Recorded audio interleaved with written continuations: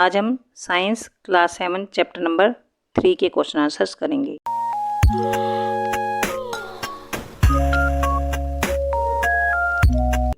Question number 1 है, you must be familiar with the following nursery rhyme. आपने एक nursery class में एक पोएम सुनी होगी, baa black sheep have you any wool, कि बाबा काली भेड़ क्या तुम्हारे पास कोई ऊन है। और दूसरी पोएम है, Mary had a little lamb whose fleece was white as snow, कि मैरी के पास एक छोटा सा भेड़ का बच्चा है जिसे मेमना कहते हैं, जिसकी ऊन बर्फ की तरह सफ़ेद थी। ये लिटिल लैम्ब मीन्स छोटा भेड़ का बच्चा जो होता है उसको लैम्ब बोलते हैं। Answer the following, which parts of the black sheep have wool. काली भेड़ होती है, उसका कौन सा पार्ट होता है जिसमें वुल होती है। आंसर है the fine and soft under hair that grows close to the skin of the sheep have wool. Fine मतलब होता है पतले, सॉफ्ट मुलायम, अंडर हेयर मतलब स्किन के बिल्कुल पास जो बाल होते हैं वो, grows close to the skin जो स्किन के बिल्कुल पास उगते हैं उनमें वुल होती है।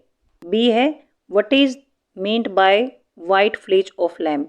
मेमने के सफ़ेद ऊन का क्या अर्थ है।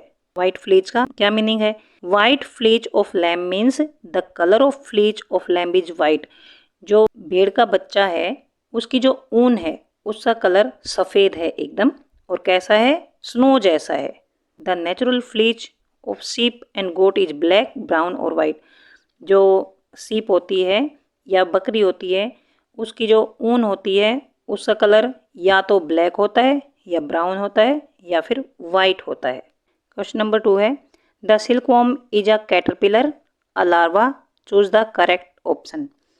सिल्कवॉर्म क्या है, कैटरपिलर है या लार्वा है। फर्स्ट है ए कैटरपिलर, सेकंड है बी लार्वा, थर्ड है बोथ ए एंड बी। तो सिल्कवॉर्म होता है वो कैटरपिलर और लार्वा दोनों होते हैं, या फिर ना तो कैटरपिलर होता है ना लार्वा होता है। तो इसमें ये आएगा बी, क्योंकि सिल्कवॉर्म कैटरपिलर भी होता है और लार्वा भी होता है। इसका आंसर लिखेंगे थर्ड। क्वेश्चन नंबर 3 है, which of the following does not yield wool. इनमें से हमें किससे वूल नहीं मिलती है। पहला याक से वूल मिलती है, कैमल से भी मिलती है और बकरी से भी मिलती है। वूली डॉग बड़े बालों वाले कुत्ते से हमें वूल नहीं मिलती, तो आंसर आएगा ये वाला। क्वेश्चन नंबर 4 है, what is meant by following terms, rearing, shearing and sericulture. Answer है rearing. It is raised and taking care of livestock. Livestock means cows, buffalo, goats, जो पशु होते हैं उनको लाइव स्टॉक्स बोलते हैं। For commercial purpose, commercial purpose पर पशुओं को पालना रियरिंग कहलाता है। दीज एनिमल्स आर फेड, इन एनिमल्स को खाना खिलाया जाता है। प्रोवाइडेड शेल्टर, और उनको रहने के लिए जगह दी जाती है। एंड आर ब्रीड मीन्स उनको पाला जाता है। इन जानवरों को या पशुओं को क्यों पाला जाता है, अच्छी क्वांटिटी में दूध के लिए या फिर मांस के लिए या फिर ऊन के लिए इनको पाला जाता है। फॉर एग्जाम्पल, सीप आर रेयर्ड मेनली फॉर वूल। जैसे जो भेड़ें होती हैं वो उनको ऊन के लिए पाला जाता है। They are mainly reared in areas with low rainfall, जहाँ पर ज़्यादा बारिश नहीं होती वहाँ पर इनको पाला जाता है। रेयर्ड सीप ईट ग्रास एंड लीव्स। जिन भेड़ों को पाला जाता है वो ग्रास खाती हैं और लीव्स खाती हैं, पत्तियाँ खाती हैं। They are also fed on a mixture of pulses, corn, jowar, oil cakes and minerals. उनको दालें भी खिलाई जाती हैं, कॉर्न भी खिलाई मतलब मक्का भी खिलाई जाती है, ज्वार खिलाई जाती है और खली खिलाई जाती है। जब सरसों से, मस्टर्ड से तेल निकाला जाता है तो उसमें ऑयल केक्स बनते हैं। एंड मिनरल्स, और उनको मिनरल्स खिलाए जाते हैं, खनिज खिलाए जाते हैं। In winters they are kept indoors, सर्दियों में उनको अंदर रखा जाता है। And fed on dry fodder, और उनको सूखा चारा खिलाया जाता है, पत्तियाँ खिलाई जाती हैं और अनाज खिलाया जाता है। अब है शेयरिंग। शेयरिंग मीन्स होता है जो भेड़ होती हैं उनके बाल काटना। Once a sheep develops a thick coat of hair, जब एक बार भेड़ के बाल बड़े हो जाते हैं, it is shaved off to obtain wool, तो उसके बाल काट दिए जाते हैं। किस लिए? उनसे ऊन मिलती है। The process of cutting off the woollen fleece of sheep, उसके बालों को काटने की जो प्रोसेस है, प्रक्रिया है, with a thin layer of skin is called sharing. भेड़ की ऊन को स्किन की एक पतली लेयर के साथ काटना शेयरिंग कहलाता है।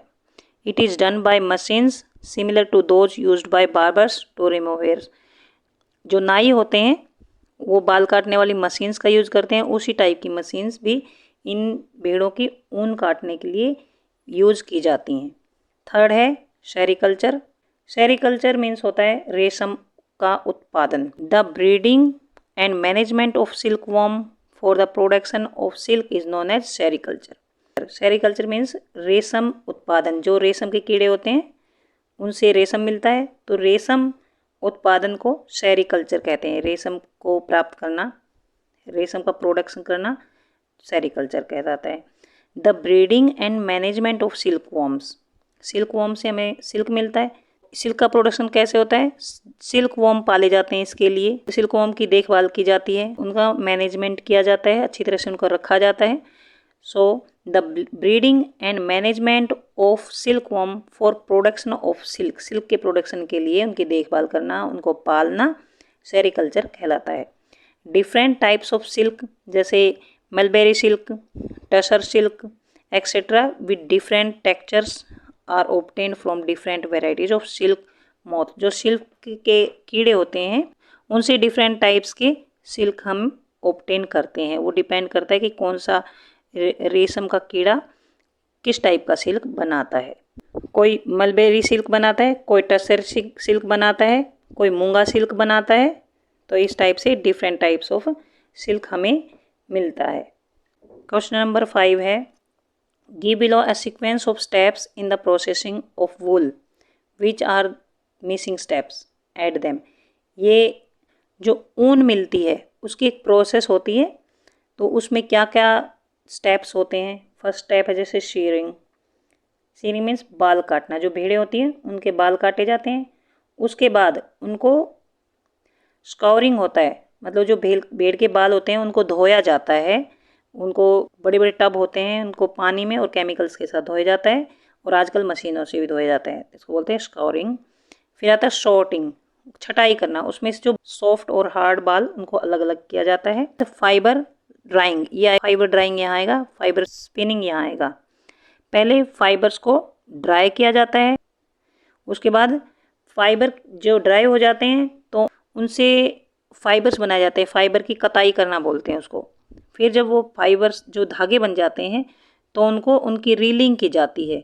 तो रोलिंग इन सिल्क यार्न, जो रेशमी धागे होते हैं उनको रोल किया जाता है, उनकी रील बनाई जाती है। क्वेश्चन नंबर 6 है, make sketches of the 2 stages in the life history of silk moth which are directly related to production of silk. जो सिल्क का कीड़ा होता है उसकी लाइफ साइकिल जो होती है, जिससे जैसे वो सिल्क प्रोड्यूस करता है, तो उसकी 2 स्टेजेस का हमें स्केच बनाना है, 2 स्टेजेस के हमें चित्र बनाने हैं। ये यहाँ से आप लिख सकते हैं, लाइफ साइकिल ऑफ सिल्कवॉर्म। पहले तो ये अडल्ट होता है, अडल्ट जो कीड़ा होता है, सिल्क का जो कीड़ा होता है, रेशम कीट। उसके बाद ये अंडे देता है और ये उससे लार्वा बनते हैं, छोटे छोटे से कीड़े बन जाते हैं। उससे फिर ये बड़ा कीड़ा बनता है, इसको प्यूपा कहते हैं। उसके बाद ये अपने ऊपर सिल्क को ऐसे कवर कर लेता है और ये बन जाता है ऐसा, ये हो गया कोकून। उसके बाद फिर ये अडल्ट मोथ बन जाता है, अडल्ट सिल्कवॉर्म बन जाता है। तो इस तरह से ये है life cycle of silkworm. Question number 7 है, out of following which are 2 terms related to silk productions. ये जो टर्म्स दे रखे हैं ये इनमें से सिल्क प्रोडक्शन से कौन सी रिलेटेड है। फर्स्ट है सेरिकल्चर। सेरिकल्चर मीन्स होता है रेशम का प्रोडक्शन, जो सिल्क होता है उसका प्रोडक्शन करना। फ्लोरिकल्चर मीन्स होता है जो फूल होते हैं उनके प्रोडक्शन के लिए खेती करना। और मोरिकल्चर मीन्स होता है पशुपालन करना। एपीकल्चर मीन्स होता है मधुमक्खी को पालना। और सिल्वीकल्चर होता है वन पालन, मतलब जो जंगल में पेड़ वेड़ लगाए जाते हैं उसको बोलते हैं सिल्वीकल्चर। हिंट भी दे रखा है। Silk production involves cultivation of mulberry leaves. Silk का प्रोडक्शन में क्या किया जाता है, जो शहतूत होता है उसके पत्तों की खेती की जाती है, शहतूत के पेड़ लगाए जाते हैं और रेशम के कीड़ों को पाला जाता है, रेयरिंग सिल्क वॉर्म्स। सेकेंड है scientific name of mulberry is Morris Elba. जो शहतूत होता है उसका साइंटिफिक नेम क्या होता है, मोरस एल्बा। तो इसका हिंट ये दे रखे हैं, दोनों में सिल्क के बारे में बताया है, सिल्क प्रोडक्शन के बारे में बताया है, शहतूत के बारे में बताया है। तो इसमें आएगा sericulture and moriculture. Sericulture means जो सिल्क प्रोडक्शन होता है और मोरिकल्चर जो होता है वो पशुपालन होता है, उसके लिए भी हम सिल्क वॉर्म्स हैं उनको पालते हैं। तो आंसर आएगा sericulture and moriculture. Question number 8 है match the words of column 1 with column 2। ये कॉलम 1 है और ये कॉलम 2 है, इसको मैच करना है। स्कोरिंग मीन्स होता है कि जो बालों को जब काट लिया जाता है तो उसको साफ करना। सेकेंड है मलबरी लीव्स, जो शहतूत होता है उसकी पत्तियाँ, इसमें आएगा फूड ऑफ सिल्क वॉर्म, शहतूत की पत्तियों को ये सिल्क वॉर्म खाते हैं। याक आएगा वूल यील्डिंग एनिमल, इससे वूल मिलती है। कोकून है यील्ड्स सिल्क फाइबर्स, जो सिल्क फाइबर्स होते हैं उनको ये बनाते हैं। इसके आंसर्स आप यहाँ से भी लिख सकते हैं। क्वेश्चन नंबर 9 है given below is crossword puzzle based on this lesson, use hints to fill the blank spaces with letters that complete the words. First ये जो आता है यहाँ पर थोरो वॉशिंग, जो ऊन होती है उसको काटने के बाद धोते हैं, उसको क्या लिखेंगे, SCOUR, स्कॉर। सेकंड जो है एनिमल फाइबर, सिल्क जो है वो एनिमल फाइबर क्योंकि वो एनिमल से मिलता है, तो ये आएगा silk.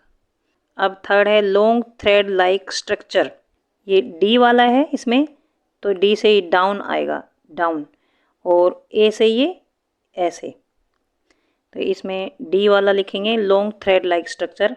Fibre FIBR, keeps warm, गर्म रखता है, तो ये आएगा फर्स्ट यहाँ पर, ये ओ तो भरा हुआ है, एल भी भरा है, तो यहाँ आएगा वूल। सेकंड है its leaves are eaten by silk worm, तो ये सेकंड ए यहाँ पर आएगा मलबेरी, MULERY।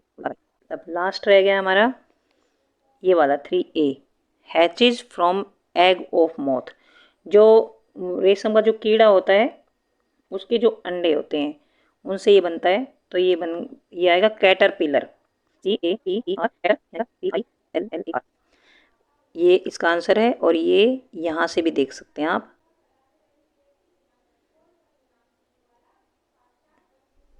यहाँ से भी देख सकते हैं। तो यहाँ तक क्वेश्चन आंसर्स खत्म होते हैं।